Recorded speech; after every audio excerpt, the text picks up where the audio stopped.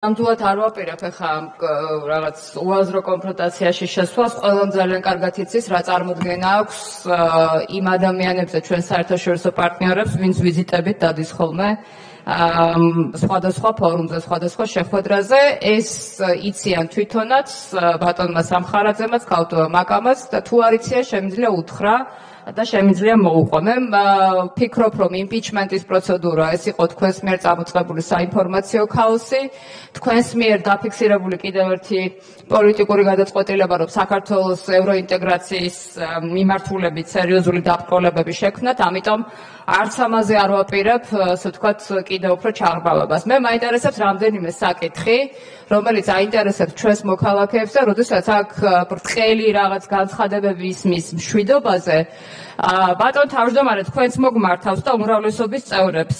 როდის გააკეთეთ ან მოიკითხეთ განცხადება ბოლოს ირაკლი ბებუასთან დაკავშირებით? ეს არის ადამიანი, რომელიც არის ტყვეთი მყოფება და მე შემიძლია წაგიკითხოთ მისი ოჯახის წევრის განცხადება, რომელიც ამბობს, რომ რეალურად მთავრობა არაფერს აკეთებს იმისთვის, რომ ქმედითი ნაბიჯები გადადგას ირაკლის გასათავისუფლებლად. ანუ მთელი ამ პერიოდის განმავლობაში რუსეთთან კეკულცის პოლიტიკამ, იმან რომ თქვენ ერთხელაც არ დაგიფიქსირებიათ პუტინის წინააღმდეგ რაიმე კონკრეტული განცხადება, ამ ადამიანს ვერაფერი კონკრეტული, ესე ვთქვათ, საშველი ვერ მოუტანა. კვლავ არის ტყვეობაში და კვლავ არც ერთ თქვენთაგანს, მე ამ დარბაზში არ მახსოვს, რომ რომელიმე მათგანს ან თქვენთაგანს, ამ ბატონი სამხარაძე საგარეო პოლიტიკაში, რომ ასე ვთქვათ, ფიქრობს, რომ რაღაც მშვიდობაზე უნდა ისაუბროს. არ ვიცი, კითხეთ ირაკლი ბებუას ოჯახის წევრებს, მშვიდობა თუ აქვს და მე მაინტერესებს, როდის დაინტერესდა თითოეული თქვენთაგანი ამ ადამიანის ბედით.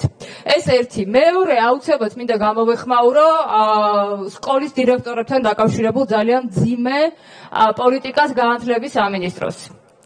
ანუ პრაქტიკულად, როდესაც ჩვენ ვსაუბრობთ იმაზე, რომ ადმინისტრაციული რესურსის გამოყენება ხდება ქართული ოცნების მიერ წინასაარჩევნო არჩევნებზე, მე მინდა შეგახსენოთ, რომ საქართველოში განათლების სამინისტრომ აი ეხლა ამ პერიოდში დაიწყო რეპრესიები იმ სკოლის დირექტორების წინააღმდეგ, ვინც არიან ნეიტრალური, ანუ ადამიანები, რომლებიც არ აფიქსირებენ თავიანთ პოზიციას საჯაროდ, ადამიანები, ვინც არიან რეალურად ნამდვილად პროფესიონალები, ამ სკოლის დირექტორებს აგდებენ და ნიშნავენ და უნდათ დანიშნონ საკუთარი თქვენი ნომენკლატურა, პარტიული ნომენკლატურა და ბატონ შალვა და თქვენ ასევე კიდევ უმრავლესობას. იცით რომელი მუხლით მოქმედებს განათლების სამინისტრო?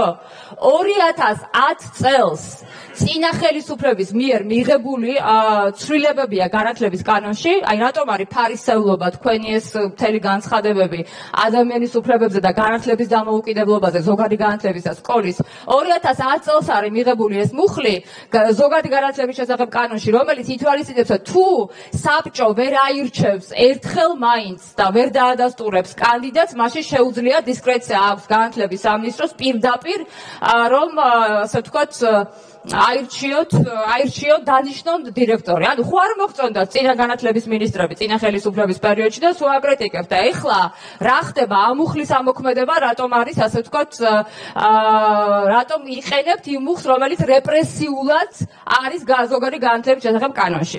და მესამე, დავიმატეთ თუ შეიძლება, სულ რამოდენიმე წამი მინდა, მე ვაყენებ კვლავ საკითხს და ამ საკითხს არ მოვეშვებით, რა თქმა უნდა, ეს არის რეანიმობილების საკითხი, რომელიც აინტერესებს ყველა საქართველოს მუნიციპალიტეტის მოქალაქეს, ჩვენი ქვეყნის მოქალაქეს და მე მაინტერესებს ჯანდაცვის კომიტეტს მინდა ვთხოვო პირადად, ასევე გამოვიდეს განცხადება, გააკეთოს 25 რეანიმობილი, რომელიც ვითომ და შესყიდულია, სად არის ეს რეანიმობილები, რომელ მუნიციპალიტეტებს გადაეცემა, ეს ძალიან მნიშვნელოვანია, იმიტომ რომ მე ვერ გადვარკვი, არის შესყიდული, შესყიდვა იგეგმება ნოემბერში გადაეცემა თუ ასე შემდეგ, იმიტომ რომ არსებობენ ოჯახები, ადამიანები, სადაც რეალურად არ აქვთ იმის საშუალება, ბენზინის ფულით არ აქვს, რომ ავადმყოფი ადამიანი ჩაიყვანონ.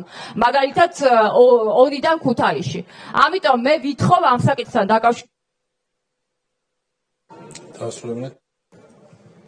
არა მხოლოდ მე, არამედ ძალიან ბევრი ადამიანის თხოვნა, რომ გავიგოთ ეს რეანიმობილები თუ არსებობს და თუ არ არსებობს, როდის იქნება შესყიდვა, რომ ადამიანებს ჰქონდეთ ძალიან მნიშვნელოვანი საკუთარი უფლების, სიცოცხლის და ჯანმრთელობის უფლების დაცვა. მადლობა.